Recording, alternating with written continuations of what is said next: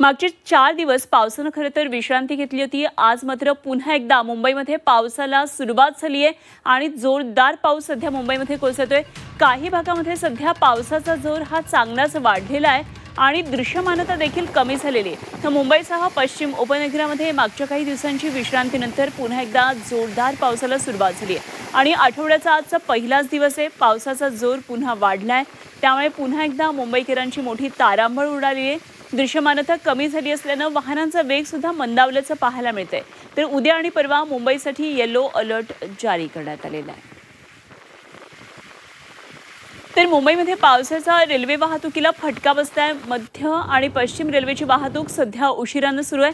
Harbour मार्गावरच्या रेल्वेचं वेळापत्रक कोलमडलेलं आहे आणि सकाळपासून मुंबईमध्ये पावसाचा जोर वाढलेला पाहायला मिळतोय आणि त्यामुळे मुंबईची जीवनवाहिनी असलेल्या तिन्ही लोकल ट्रॅक सध्या मंद गतीनं इकडची वाहतूक सुरू आहे।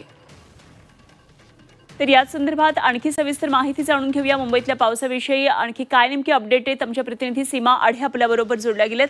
सीमा, खरं तर 2 दिवसांची विश्रांती आणि त्यानंतर पुन्हा एकदा पावसाचा जोरदार खरं तर आजचा अंदाज आपल्याला सकाळपासून हा पाहायला मिळतोय।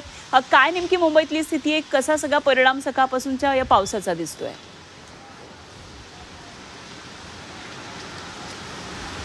नक्कीच अनुपमा, खरं तर मागच्या आठवड्यामध्ये मुंबईसह उपनगर, ठाणे, पालघर या जिल्ह्याला अक्षरशः पावसाने झोडपून काढलेलं होतं आणि सतत पडत असलेल्या पावसामुळे नागरिकांची दयनीय अवस्था झाल्याचं आपल्याला पाहायला मिळत होतं।